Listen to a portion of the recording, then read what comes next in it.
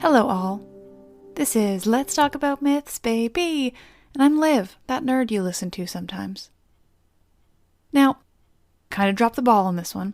I had too many plans for episodes and mini-myths and whatnot, and I did not look closely enough at when Aquarius ends, because honestly, I don't really pay that much attention to Zodiac.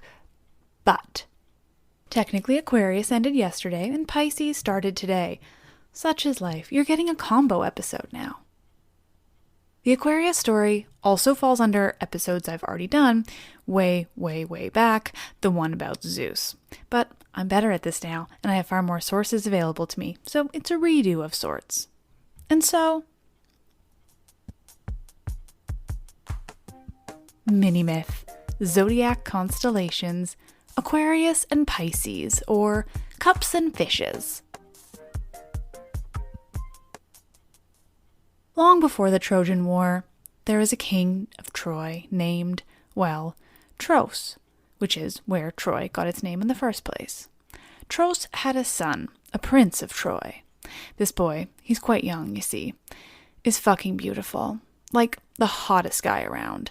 Kind of how people are currently reacting to that Shawn Mendes ad. But I digress. The son of Tros, the hottest of the hot, is named Ganymede. Zeus, up on Mount Olympus, notices Ganymede down on Earth. Now, Zeus loves an attractive person, typically women, but here he makes an exception. The Olympians are nothing if not open-minded. Zeus notices Ganymede and is immediately taken with him. As we all know so well, Zeus takes what he wants. So he transforms himself into an eagle, as you do, and flies down to Troy. Zeus finds Ganymede, picks him up in his talons, and flies back up to Mount Olympus. Some say Ganymede was taken up to Olympus simply to be the cupbearer to the gods. Others say it was because Zeus wanted him sexually. Translation, Zeus wanted to rape him, and the role of cupbearer was simply a result of him now being on Mount Olympus. Of course, with what we know about Zeus, I think it's pretty damn likely that Ganymede was abducted for sex. I mean, did Zeus do anything that wasn't ultimately about sex and rape with a mortal? I don't think so. It's also pretty telling that the one man Zeus abducts to, presumably, rape, gets to then live on Mount Olympus and be the official cupbearer to the gods. Ganymede is even made immortal. So the zillion women Zeus also kidnapped in order to rape get zilch for their experiences, but this dude gets immortality and a lifetime amongst the gods.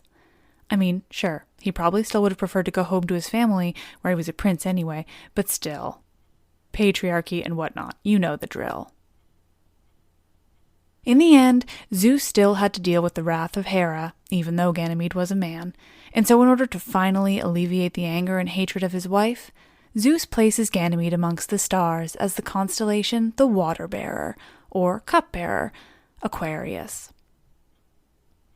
And in return for having his son so unceremoniously kidnapped to be installed as Zeus's sex slave and cupbearer, Tros, Ganymede's father, is given a golden vine and some horses. A fine trade, to be sure.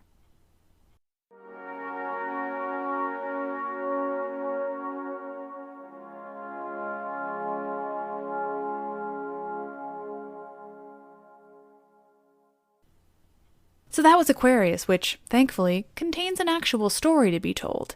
Sadly, Pisces is not so lucky. It's more in the realm of Capricorn, and even more vague than that, hence this combo episode.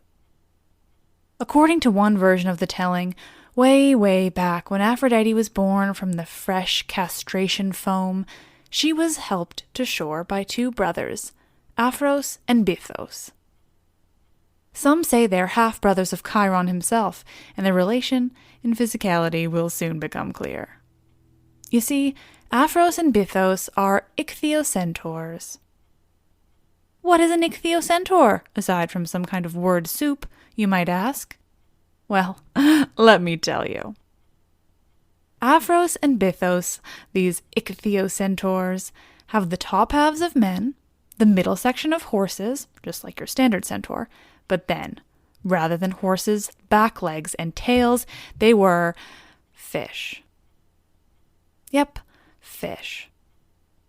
Oh, also they had these little crab pinchers sticking out of their people 4 heads.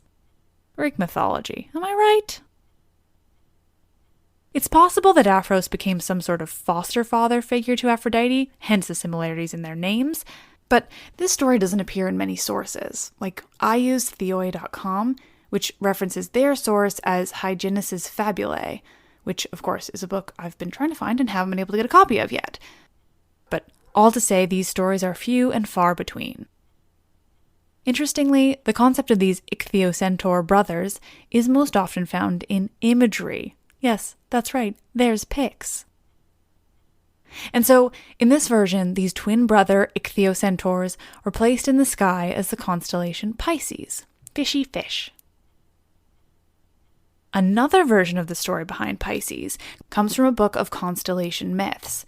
The copy I have is sort of a compilation, it seems, of a bunch of things, including writing from Eratosthenes and Hyginus as well, but they have a different telling of the constellation myths. This is all very confusing. I am trying to make it clear for you guys, but who's to say? For this version, we're traveling to Mesopotamia.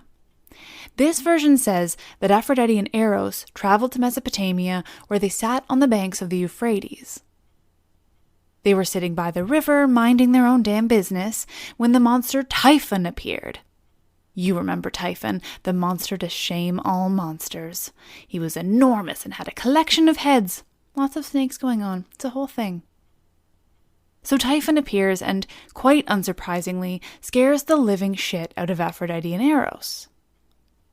In order to escape, the two jump into the Euphrates and transform themselves into fishies.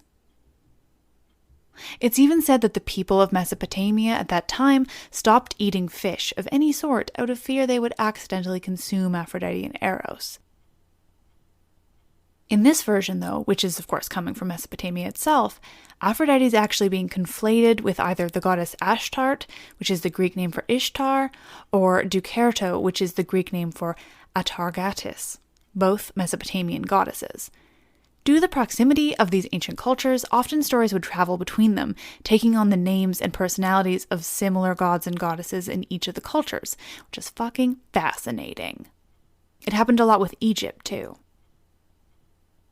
Now, sadly, I don't know that much about Mesopotamian mythology, so I'm simply retelling some of the things I've just read about these goddesses, so don't quote me on it. But since the story did originate in that region, I wanted to make sure I at least made an attempt at referencing the originating mythology. I'm also sure I butchered the pronunciations because I have a hard enough time with the Greek, and I studied them for 4 years.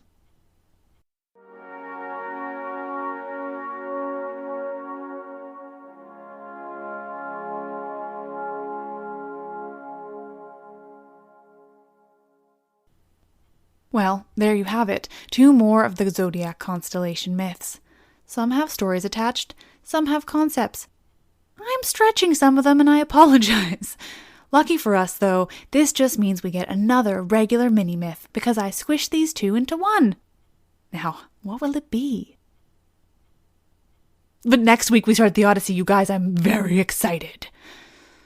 I'm Liv and I love this shit, especially the Odyssey.